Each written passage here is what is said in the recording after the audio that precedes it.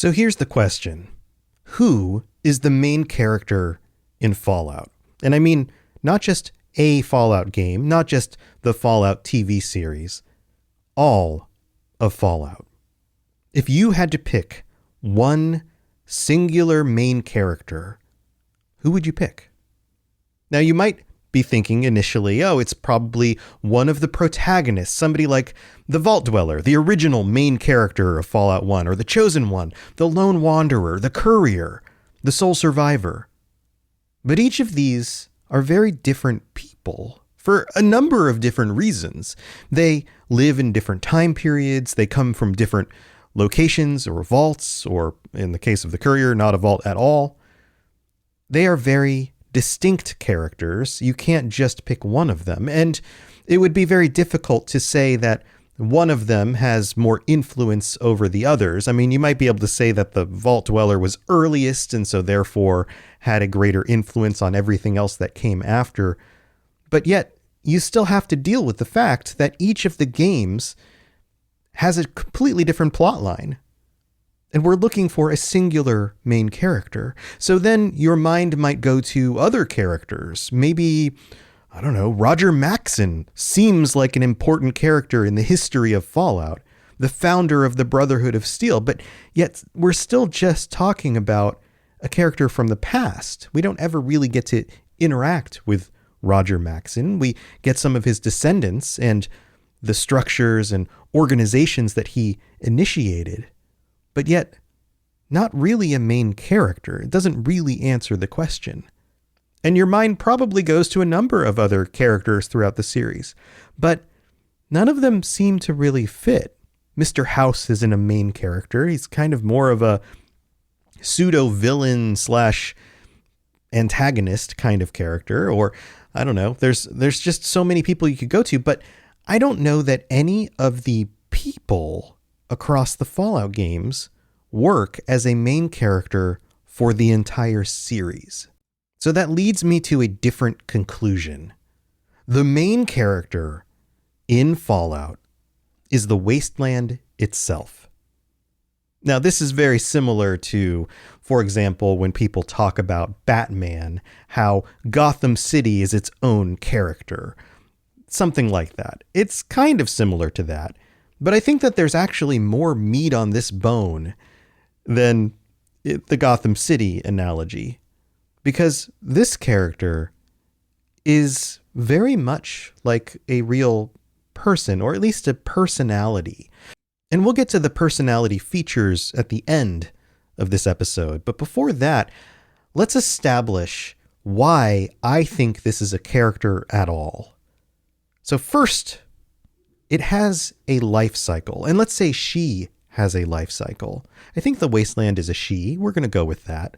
And the wasteland was birthed in fire and blood and radiation on October 23rd, 2077. The date that the bombs dropped did two things. It both destroyed the mother of the wasteland, and let's call that mother the postmodern Fallout world, the world that existed between roughly the 1960s and 2077. And there's a reason I picked those dates, and we'll get into that in a little bit. But let's focus more on the wasteland. The wasteland was birthed at exactly the same time that the wasteland's mother died. And this is something that happens in nature. It's something that happens, unfortunately, with human beings, and much more often in the past than it does today. But it's also something that happens in the animal world. There are animals that when they are born, they eat their parents. Crab spiders, or sand tiger sharks, scorpions, black widows, different types of fish. They consume their parents after birth. The parent dies, the mother dies, and in order for the children to survive, they consume, they eat their mother. Now, this may sound odd or even disgusting to us as human beings because we are social creatures. Our young cannot survive on their own. They need to be raised not just by a mother, but generally by a community.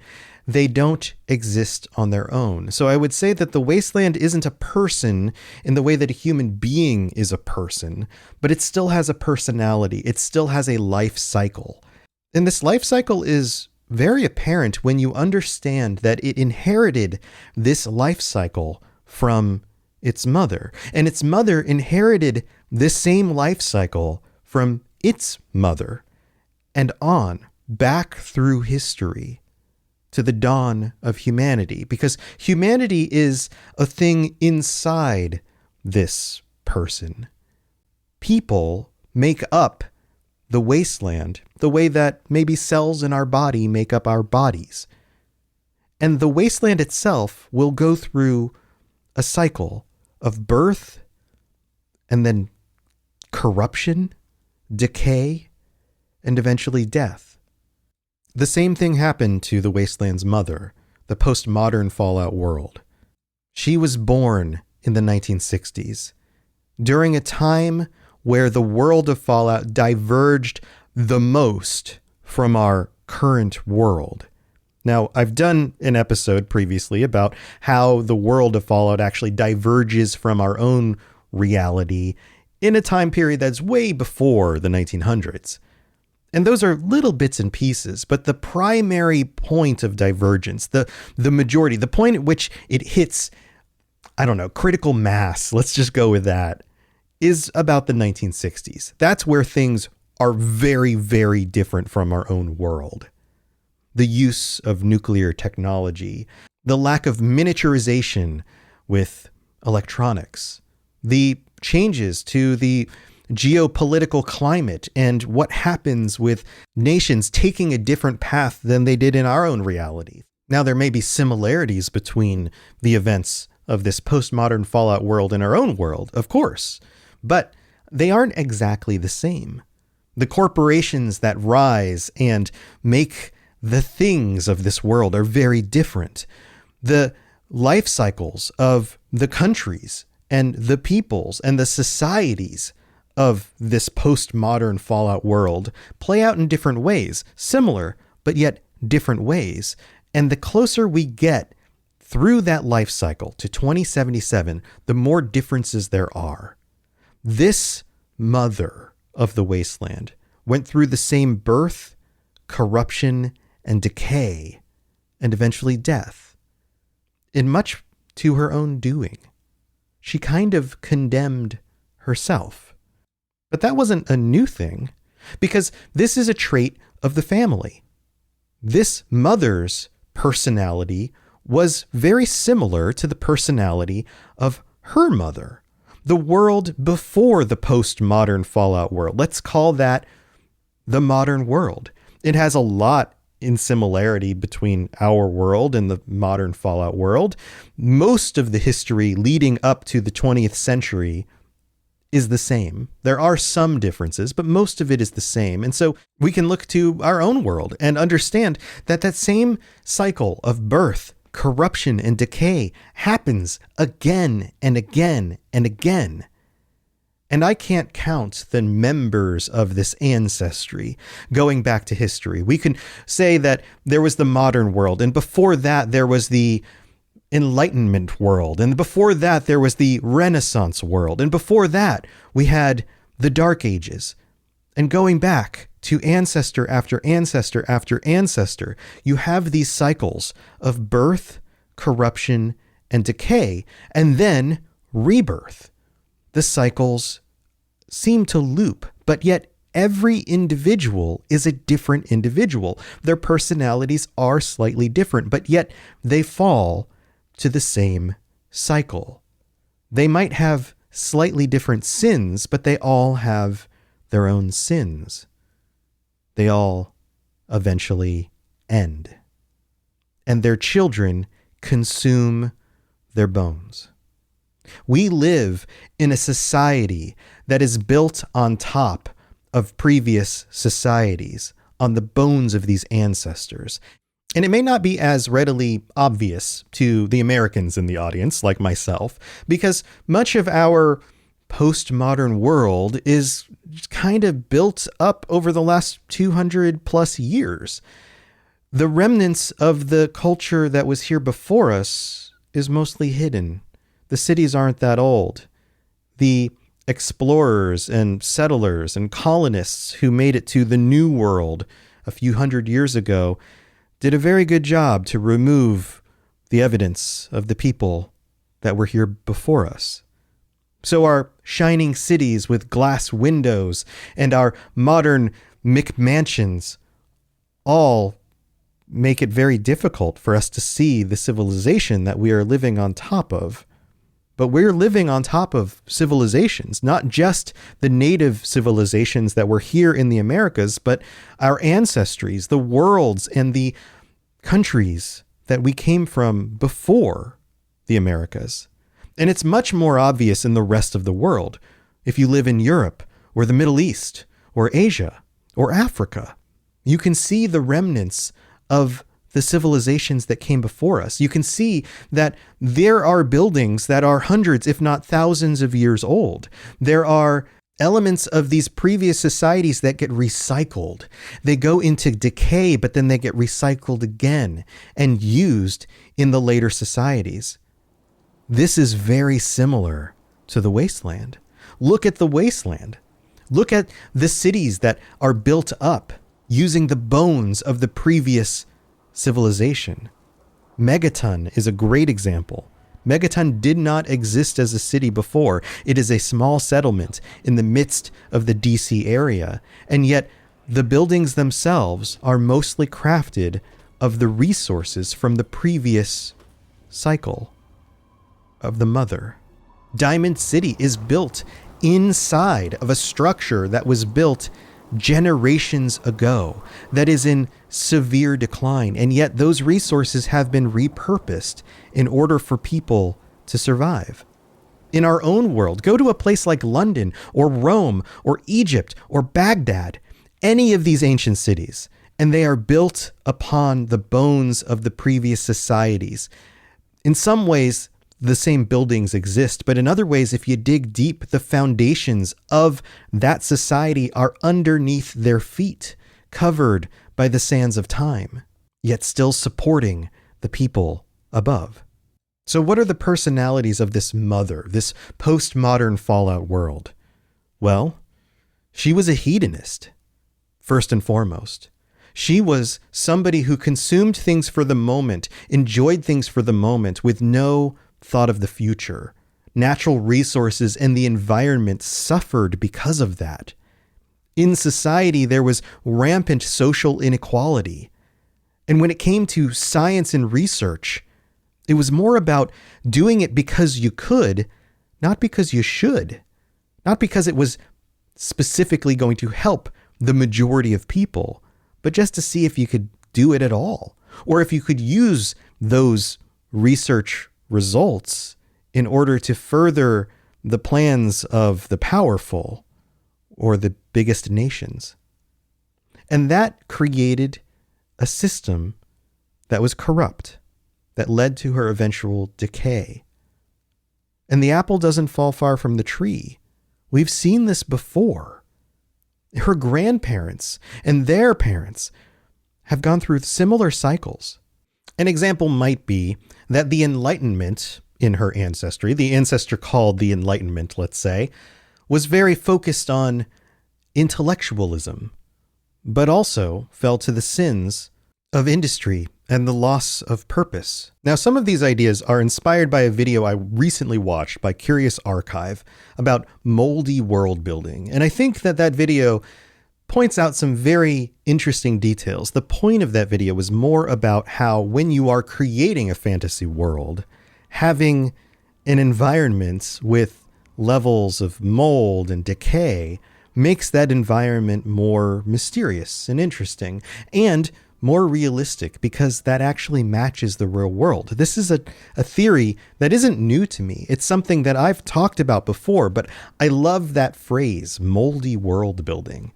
And that's part of what we get in Fallout. The wasteland is a moldy place. It's a place strewn with the remnants of the previous civilizations, the parents and the grandparents of the wasteland. So now that I've laid this out and we've talked about the personality of the mother, the post-modern Fallout world, let's talk about the personality of the wasteland. Because it definitely has a personality. Feature number 1. She is chaotic and unpredictable. Now, you might look at some of her ancestors and think that those are qualities that the ancestors have as well, because nothing is really set in stone. The future is hard to predict, but this wasteland personality is chaotic and unpredictable in a way that many of her family members weren't, unless you go way, way back in history. The wasteland has more in common with the great-great-great-great-grandparents of, say, the Bronze Age than many of the ancestors that came after that. There's a chaotic unpredictability. There is a nature to this wasteland where the wasteland could kill you without any notice. There is danger around every corner, exotic creatures and mutant animals, and locations that are ridden with radiation, with the remnants of her mother's sin. And you might say, well, isn't that more of a feature of the mother? But no. The children suffer the sins of the parents. These were things that were set up by the mother, but they're things that the wasteland has to deal with. Psychologically, so many of our issues come from our parents, and the wasteland is no different. Now, in a similar vein, feature number 2 is that the wasteland is morally ambiguous.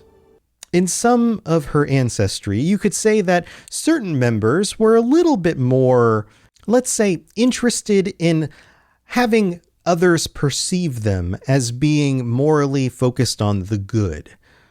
Maybe not necessarily the evil, because usually that part is hidden. But there were ancestors that were focused on religious morality, even though they might have been corrupt underneath. But when it comes to the wasteland, she is as morally ambiguous as you get. Whatever's going to happen is going to happen, and she doesn't seem to care one way or another. And the denizens of this wasteland fight back against this all the time, in many different ways. When it comes to surviving this morally ambiguous environment, the settlers among them will band together in unity and look for order and ways of building and maybe even trying to rebuild structures that would be more similar to her ancestors.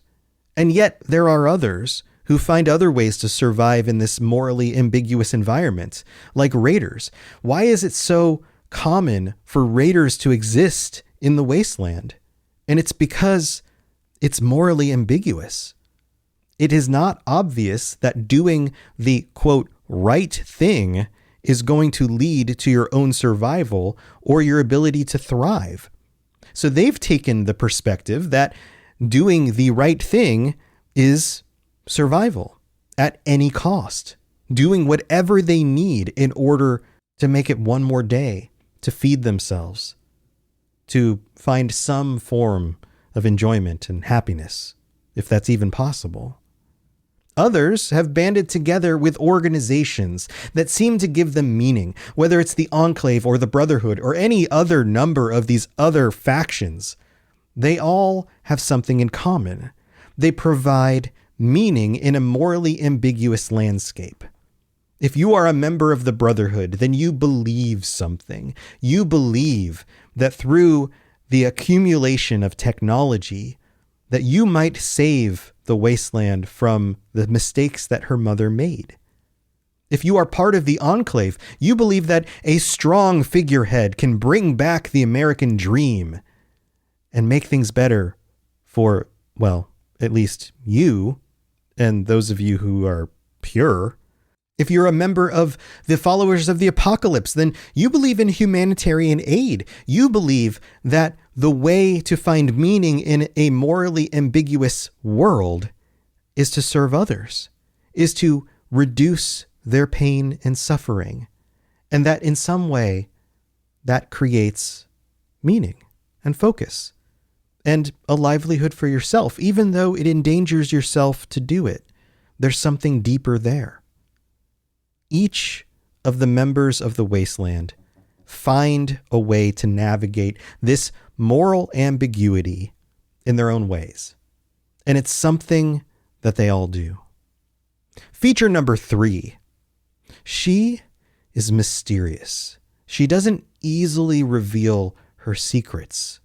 If you ask her, what was your mother like? What was your grandmother like? She doesn't tell you easily. She is not an open book. In some cases, you have to literally dig in order to find out the solutions to these questions.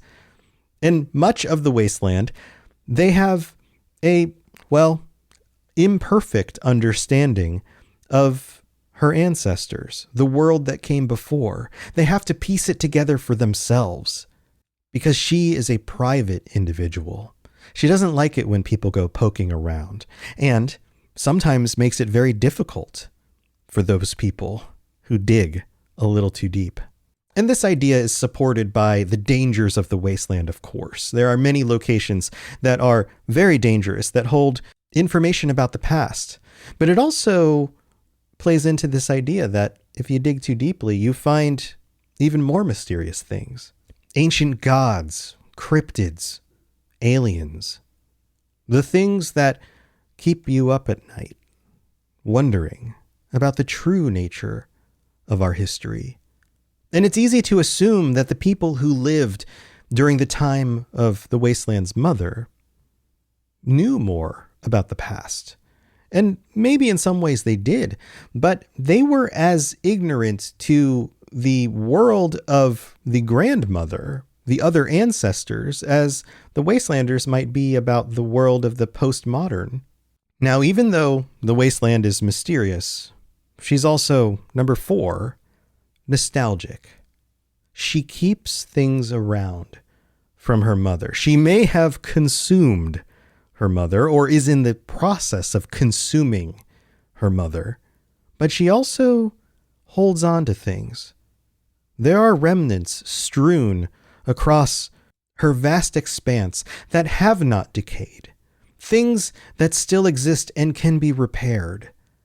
Weapons, technology, locations, like vaults hidden underneath the ground that maintain a certain quality that is much more like her mother. The people in these locations have societies, in some cases, that don't even realize that the mother is dead. And she holds on to these. They don't all go away. Number 5, she is resourceful. And this goes back to the nostalgia and the mystery, this idea that she is able to take the pieces of her mother, even the ones that she consumes in some cases, and makes good use of them. You don't just eat something to destroy it. You eat it in order to put the resources from it into your body in order to perpetuate your own existence. And this is what she does. And the members of her body, the wastelanders, the people who are left, are also, if anything, resourceful. They find a way to survive in a world that was born in fire and blood and radiation. Number 6, she has a very dark sense of humor. You might think with these other details, chaos, moral ambiguity, mystery, nostalgia, and resourcefulness, that she is a very serious individual. And that's true some of the time. But she can also be extremely funny in a very dark way. It's the combination of moral ambiguity and a sense of humor. Sometimes the things that make you laugh are dark and sinister or ironic. Sometimes they make fun of her mother, just like many children do. They make fun of the things that their parents do or say or enjoyed because they don't understand them in the same way. They see them as antiquated and no longer useful or relevant. She does the same thing. And finally, number 7, and I think this feature is probably one of the most important ones. She's lonely. She is all by herself. And this is the singular feature, although many of these details can be shared with some of her ancestors, but this is the singular feature that is common to all of them. They are all lonely. They are all alone. And it might be based on their very nature. The wasteland itself is all of everything in this scenario. There is no room for other unless they look inward. And when they look inward, they find the elements, the things that make them up, the people, the settings, the structures, the technology, the world inside them. And so their only friends are there. And yet, they're not good at making friends. They're too consumed with these other qualities, and it sets them alone. And in many cases, the very features inside of them fight back against them. If most of the people had their way, they would end her. They would kill her off and usher in the birth of her child, who would then consume her bones in order to make the next world, whatever that may be. And I mentioned it before, like any person, her future is not yet written. And in this case, literally, because this is a fictional world. It is not yet written. I mean, some of it's written. Fallout Season 2, the TV show's being worked on, but it's not fully written yet. We don't know what will happen when this wasteland ends. So how long will she live? Will she succeed where her mother, her grandmother, her ancestors fail? Will she learn from her and their mistakes? Or will she ultimately fall again in the same way that her ancestors did? Well, I think we'll just have to wait and see. Every vault dweller, every wastelander, every member of every faction, every nation is all a part of her. And because she's made up of people, we all know what that means. War. War never changes. And that's another commonality she has with all of her ancestors.